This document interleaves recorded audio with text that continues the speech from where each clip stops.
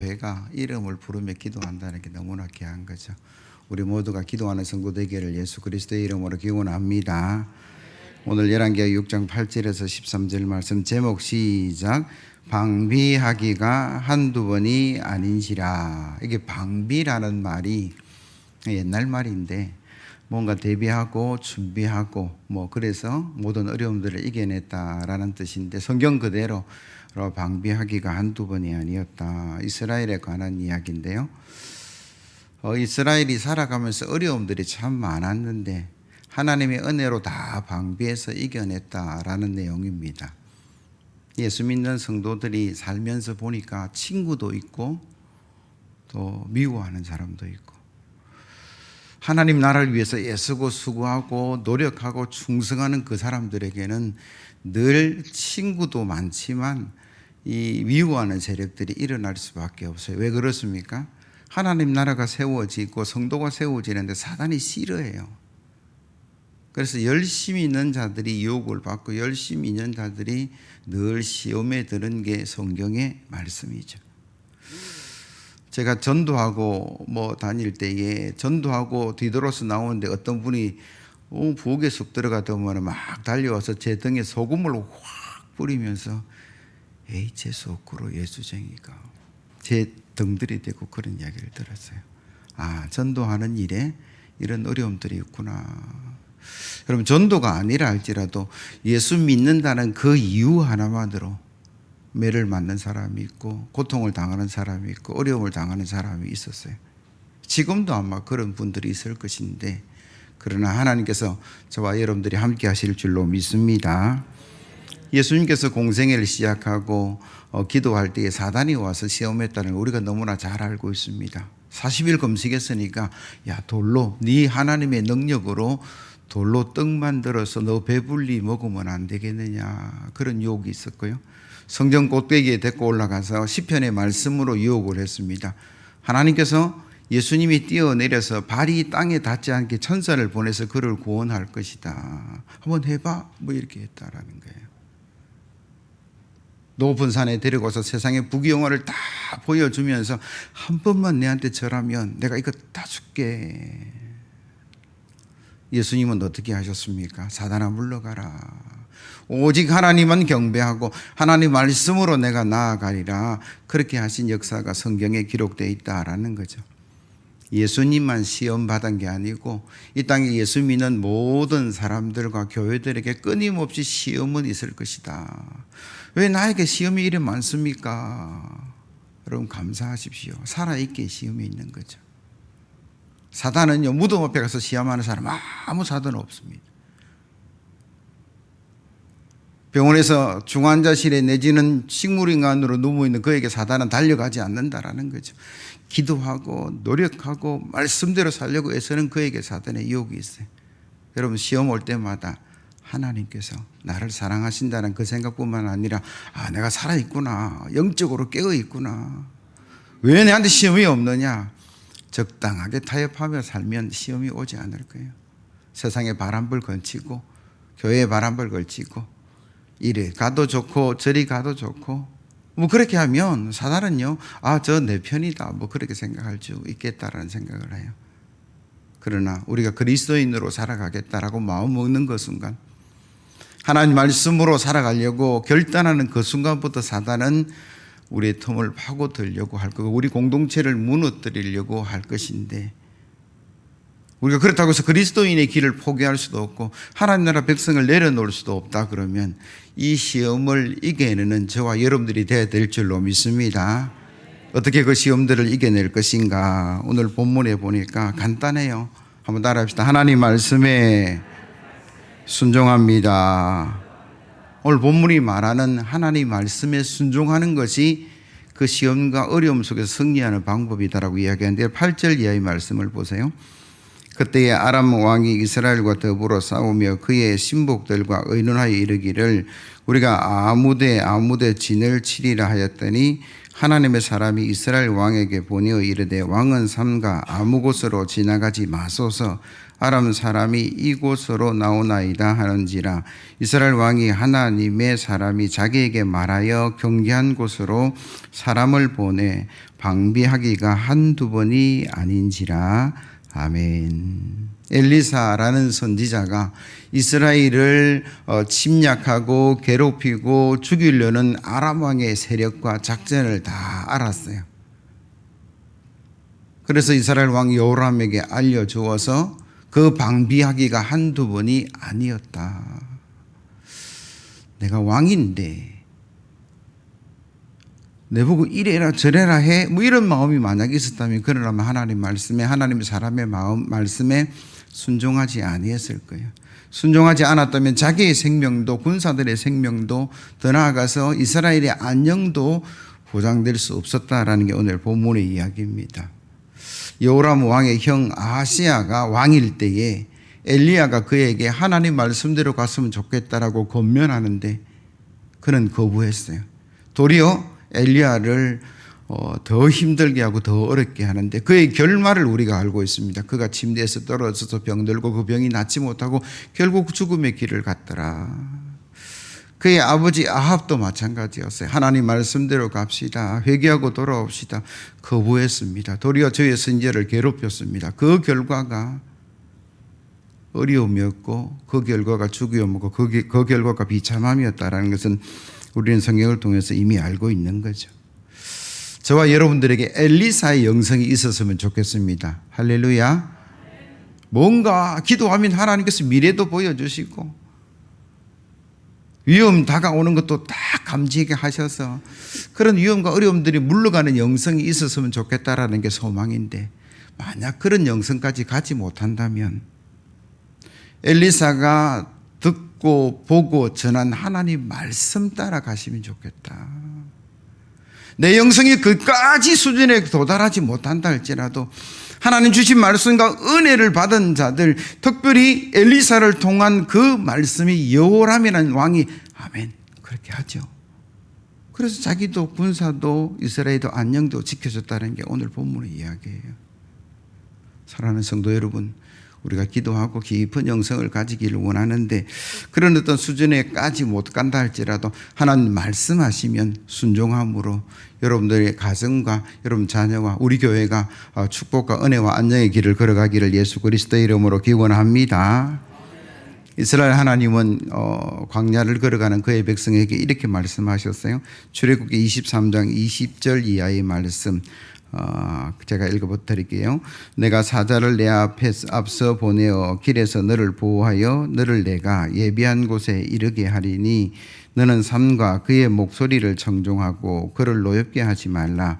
그가 너희의 허물을 용서하지 아니할 것은 내 이름이 그에게 있음이니라. 내가 그의 목소리를 잘 청종하고 내 모든 말대로 행하면 내가 내 원수에게 원수가 되고 내 대적에게 대적이 될 것이라.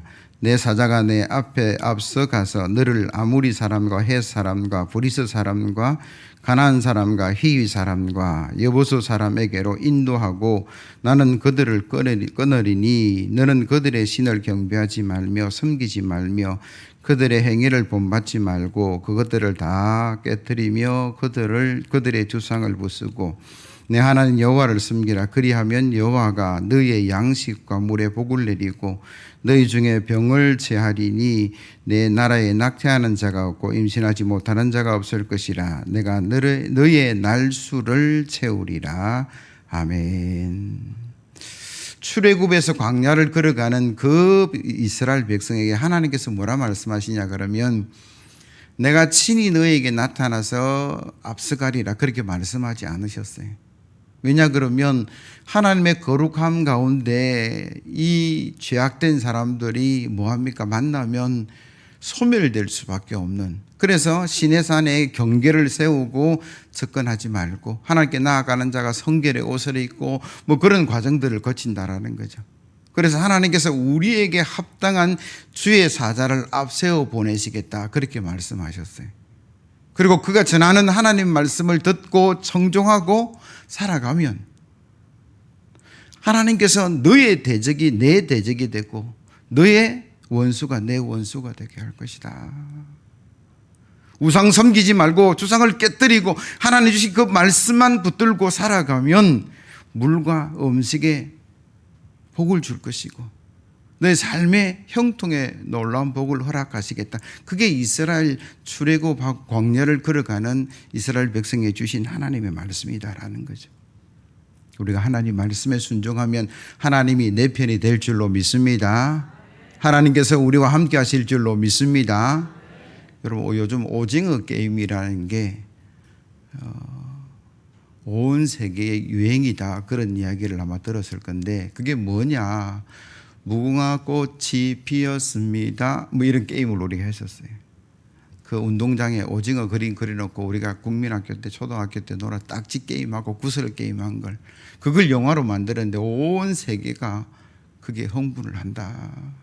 그래서 대한민국 한글을 배우고 대한민국에 어떤 관심을 가진다라는 뉴스를 봤는데, 거기에 나온 깐부라는 말이 있어요. 깐부.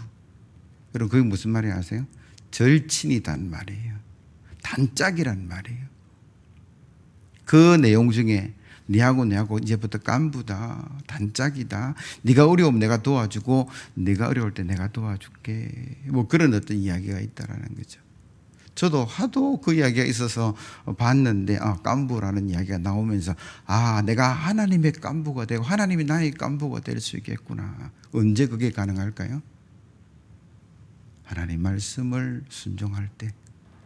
하나님께서 이스라엘 백성에게 내 사자를 앞서 보낼 거니까 그의 말에 청종하고 그를 노엽게 하지 말라. 그러면 네 원수가 내 원수 되고 네 대적이 내 대적이 될 거다. 이 말은 무슨 말일까요? 지금 오징어 게임 같은 형식으로 청년들이 즐겨 말하는 형식으로 말하면, 네가 하나님 말씀 붙들고 살면 내가 너 깐부 되어 줄게, 네 대적을 내가 물려주고 원수를 물려쳐 줄게, 그렇게 말씀하고 계시는 그 하나님의 음성이다라는 거죠.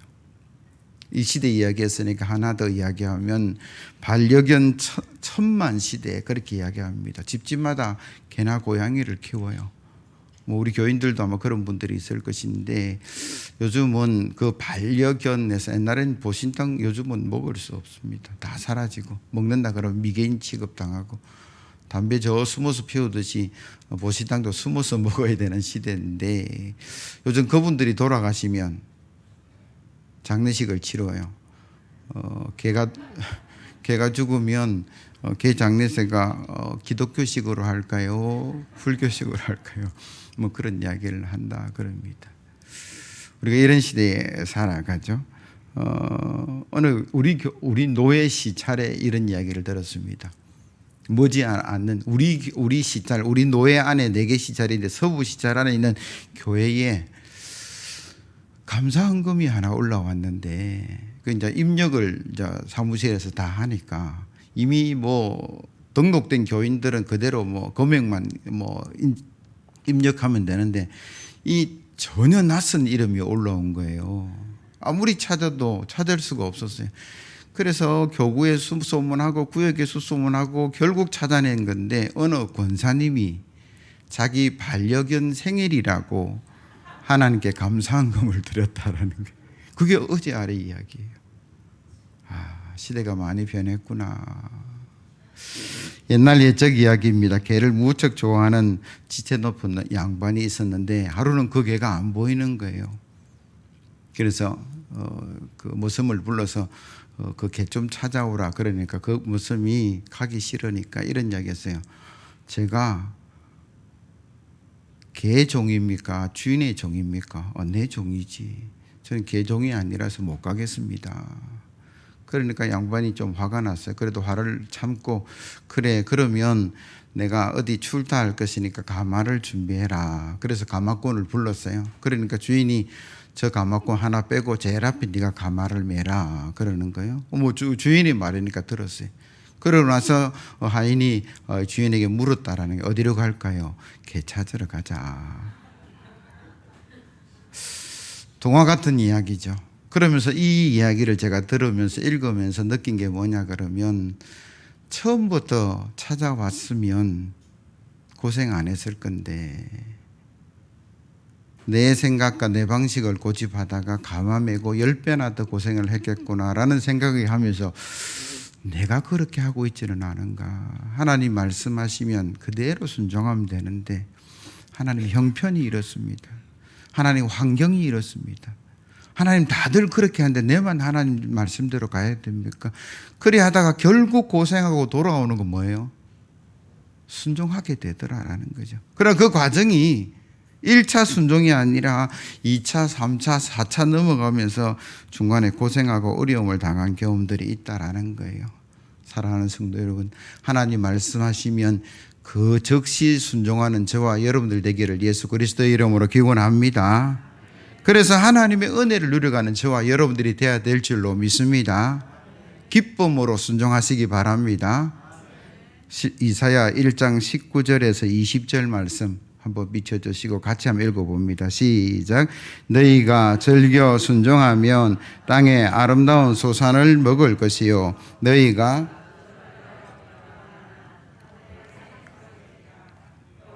입의 말씀이니라. 아멘. 오늘 예배한 우리 모든 성도들은 순종하되 즐겨 순종해서 하나님의 은혜와 축복을 누려가기를 예수 그리스도의 이름으로 기원합니다. 기원합니다. 왜 우리가 그렇게 해야 되냐 그러면 불순종하는 사람에게 불안과 의심의 신음이 있기 때문이다라고 오늘 본문은 이야기해요. 여러분 11절 말씀 보세요. 이러므로 아람 왕의 마음이 불안하여 그 신복들을 불러 이르되 우리 중에 누가 이스라엘 왕과 내통하는 것을 내게 말하지 아니하느냐 하니. 이스라엘을 괴롭히고 전쟁하고 죽이려는 아람 왕이 자기 계획이 번번이 실패하니까 불안해했다. 오늘 성경은 그렇게 이야기해요. 이 불안이 이사에르라는 말인데 격하게 흔들리다. 작전을 짜고 군사를 보냈는데 번번이 실패하니까 그 명령한 왕이 불안했는데 그 불안의 정도가 삶 자체가 흔들리는 그런 모습이었다라고 오늘 성경은 이야기하죠. 그리고 또 보세요. 누가 내통하느냐. 그 공동체가 지금 분열되고 있다는, 의심하고 분열되고 있는 모습을 우리가 발견하게 된다는 거죠.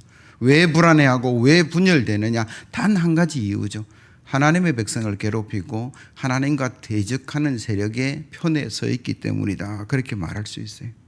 성경에 보면 얘는 너무 많아요. 초대왕 사울이 처음에 세움을 받을 때는 너무나 괜찮았는데 하나님 말씀대로 가지 아니하고 자기의 생각과 방식대로 가서 이 좋은 것은 남겨두자. 하나님이 싹 다 진멸하라 그랬는데 왜 남겨놓냐 물어보니까 제가 제사 지내려고요. 순종이 제사보다 낫다라는 말이 거기서 나왔다라는 거예요. 이스라엘을 대적했던 바로라는 왕이 있었습니다. 하나님께서 이스라엘 백성을 내보내라. 이제는 가나안 땅으로 하나님의 때가 되어서 그들을 적과 꿀이 흐르는 땅에서 잘 살게 할 것이다. 바로가 안 됩니다. 그들이 있어야만이 농사 지을 수 있고 그들이 있어야만이 건물도 지을 수 있고 그들은 노동력이고 군사력입니다. 못 보냅니다. 그렇게 거부하고 대적하니까 하나님께서 첫 번째 재앙, 두 번째 재앙에서 마지막 10번째 재앙까지 그가 괴로움으로 끝나지 않았어요.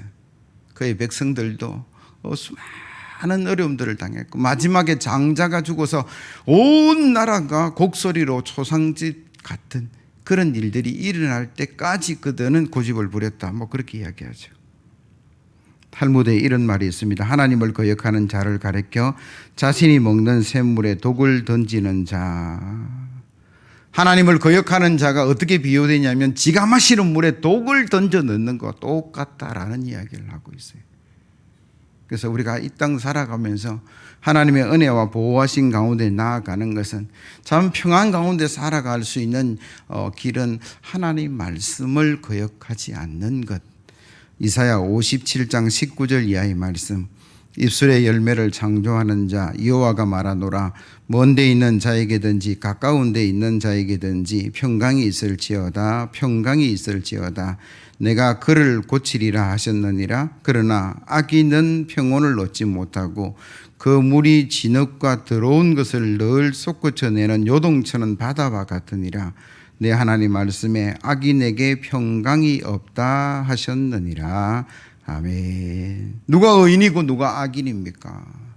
하나님을 믿고 하나님을 의지하고 하나님 말씀대로 나아가는 그 사람이 의인이라 칭함을 받은 자들이고, 하나님을 대적하고 주의 백성들을 대적하는 그 사람이 악한 사람인데, 오늘 예배하는 저와 여러분들은 늘 악한 자리에 서지 않고 악한 자의 편에 서지 않아서 하나님 주시는 평강과 은혜를 누려가기를 예수 그리스도의 이름으로 기원합니다. 이를 위해서 우리에게 필요한 것이 있는데, 성도는 하나님의 전지전능하심을 믿고 잊지 말아야 된다. 오늘 12절 13절 말씀이에요. 그 신복 중에 한 사람이 이르되 우리 주 왕이여 아니로소이다. 오직 이스라엘 선지자 엘리사가 왕의 침실에서 하신 말씀을 이스라엘 왕에게 고하나이다 하는지라. 왕이 이르되 너희는 가서 엘리사가 어디 있나 보라. 내가 사람을 보내어 그를 잡으리라. 왕에게 아뢰어 이르되 보라 그가 도단에 있도다 하나이다. 자신의 작전이 번번이 실패했다. 그래서 불안과 의심과 분열 속에 있었던 그에게 한 부하가 뭐라고 얘기했냐면 엘리사 때문입니다. 하나님의 선지자가 한 명 있는데 그가 기도할 때마다 하나님께서 왕이 침실에서 하는 이야기도 알게 합니다. 뭐 그런 이야기를 들려주었어요. 그러니까 그가 어디 있느냐? 도단성에 있다. 군사를 일으켜라. 그를 잡으러 가자. 뭐 이렇게 이야기가 진행되는데, 여러분 가만히 한번 묵상해 보세요. 저는 이 말씀 붙들고 일주일 내내 묵상했는데, 인공위성이 있는 것도 아니고 지금처럼 뭐 GPS가 있는 것도 아니고, 어떻게 멀리 떨어져 있는 그 성에 침실은 가장 엄밀한 공간인데, 왕의 침실이면 겹겹이 아마 뭐 군사가 지킬 것이고 뭐 다른 벽들보다 훨씬 더 두꺼운 벽들을 사용했을 것이고, 엘리사가 알았다라는 말은 엘리사 자신이 능력으로 알았다라는 말이 아니죠. 천지를 창조하시고 지금도 그 만물을 운행해 나가시는 하나님이 알려주셔서 알게 되었다라는 이야기죠. 하나님의 전지, 모든 것을 아심, 전능, 모든 능력을 소유하신 하나님, 그 하나님이 알고 계신다라고 이방의 사람들이 말하고 있는 거죠. 역대상 18장 9절에서 10절 말씀, 내 아들 솔로몬아 너는 내 아버지의 이름을 알고 온전한 마음과 기쁜 뜻으로 섬길지어다. 여호와께서는 모든 마음을 감찰하사 모든 의도를 아시나니 내가 만일 그를 찾으면 만날 것이요 만일 내가 그를 버리면 그가 너를 영원히 버리시리라. 그런즉 이제 너는 삼갈지어다. 여호와께서 너를 택하여 성전의 건물을 건축하게 하셨으니 힘써 행할지니라 하니라. 아멘. 다윗이 아들 솔로몬에게 뭐라고 권면을 하냐 그러면, 하나님은 다 알고 계시는 분이야. 네 마음도 알고 있고 네 의도도 알고 있으니까 삼가 조심해서 하나님의 말씀을 준행해라. 그게 아버지가 아들에게 준 권면이었어요. 처음에 솔로몬이 그 권면을 받아들인 것 같아요. 그래서 하나님께 나아가 예배하고 일천 번제 드리고 하나님께서 지혜를 주시고 총명을 주시고 부귀영화를 다 주셨어요. 그런데 점점점 그가 좋아지면서 잊어져 간 게 뭐냐면 하나님이 다 알고 계신다라는 전지를 잊어버려 갔어요. 성경은 그렇게 기록하고 있지는 않아요. 그런데 제가 보니까 이방 여인들을 데리고 와서 그들을 아내로 삼고 그들의 신을 섬기고 그들의 우상을 섬기는 그 산당을 만들어 준 솔로몬의 결정에는 하나님을 잊어버린 거죠. 아버지가 그 아들을 사랑해서 삼가 조심하면 하나님께서 너를 부귀영화 모든 것을 채워주실 것이다라는 그 말을 그는 점점점 잊어버려 갔다라는 거예요. 목사님, 한길 사람 속마음을 모르는데 어떻게 알 수 있느냐? 성경은요 하나님의 편대성을 이야기합니다. 예레미야 23장 23절 이하의 말씀인데요, 여호와의 말씀이니라 나는 가까운 데에 있는 하나님이요 먼 데에 있는 하나님이 아니냐. 여호와의 말씀이니라 사람이 내게 보이지 아니하려고 누가 자신을 은밀한 곳에 숨길 수 있겠느냐. 여호와가 말하노라 나는 천지에 충만하지 아니하냐. 천지에 충만하다는 말은 신학적 용어로 하나님의 편재하심. 여러분, 우리가 호흡하는 공기가 온통 다 있어서 우리가 호흡이 가능한 거죠. 물론 우주로 나아가면 공기가 없어요. 하나님은 우주보다 더 크신 분이다라고 표현을 하죠. 그래서 하나님이 안 계신 곳이 없다. 우리의 마음도 감찰하시고 우리의 의도도 아시는 그 하나님이라고 말씀하시죠. 그 사실을 잊지 않아야만이 뭐 할 수 있냐? 하나님 주신 말씀에 순종할 수 있고 하나님 말씀 따라갈 수 있고 대적으로부터 구원을 받을 수 있고 보호를 받을 수 있고 부귀영화를 누릴 수 있다라는 게 오늘 성경의 이야기다라는 거죠. 하나님이 어느 곳에 다 있다라는 이 말은 양면성이 있습니다. 악인은 두려워할 것이고 저와 같은 여러분 같은 성도들은 기쁨과 감사가 되는 거죠. 왜? 하나님이 함께 하시니까. 우리가 도움이 필요해서 사람에게 달려갈 때가 있습니다. 세상의 어떤 기관에 가서 도움을 요청할 때가 있는데 그들은 규정이 어떻다, 이렇다, 저렇다, 예산이 부족하다 하면서 늘 거절당하기가 너무 많아요. 하나님은 함께 하시니까 세상이 거절할지 모르지만 여러분들이 하나님께 나가 기도하면 하나님께서 응답하실 줄로 믿습니다. 창세기부터 요한계시록까지 하나님께서 기도 응답하셨다라는 이야기는 무슨 의미냐 그러면 누구에게나 어디나 하나님께 도움을 요청하는 그에게 하나님께서 응답하셨다. 그렇게 말씀하시는 것은 하나님께서 어디나 계시는 거죠. 오늘 이 예배의 자리도 하나님께서 함께 하실 줄로 믿습니다. 내 마음 가운데 하나님께 함께 하실 줄로 믿습니다. 여러분 직장을 가든 가정을 가든 세상 어느 곳에 가든 하나님은 다 계시는 줄로 믿습니다. 우리가 잊지만 않으면 되는 거예요. 그래서 어려움이 있을 때마다 우리는 어떻게 하면 한번 따라 합시다. 주여, 주의 이름을 부르면 되는 거죠. 우리는 이런 훈련이 안 돼서 두려움이 생기면 막 허둥지둥 어찌할 걸 모르는데 성도들은요, 어려움이 오든 혼란이 오든 무슨 사건을 만나든 사단의 유혹을 만나든 하나님이 편재하시니까 어디나 계시니까 하나님의 이름을 부르는 게 필요하죠. 다니엘과 사드락과 아벳느고라는 다니엘의 세 친구들이 이방의 포로로 잡혀갔어요. 이방 나라입니다. 근데 그들은 하나님을 붙들고 있었어요. 그들에게 시험이 없었냐? 있습니다. 우상을 만들어 놓고 절해라. 그러니까 절대 절 안 합니다. 한 번 더 기회 줄 테니까 또 절해라. 절 안 합니다. 라고 그들이 고백한 게 뭐냐 하면 그리 아니하실지라도 거기서 나온 거예요. 하나님께서 우리를 반드시 구원하실 것인데 그리 아니하실지라도 우리는 하나님만 섬기고 나아가겠습니다. 그런데 그 결과가 사자굴에 사자 입을 틀어막으시고 풀무불의 모든 그 뜨거운 가운데서도 하나님은 뭐 하셨습니까? 천사를 보내서 품고 안아 계셨다라는 거예요. 사자굴에도 하나님이 계셨구나.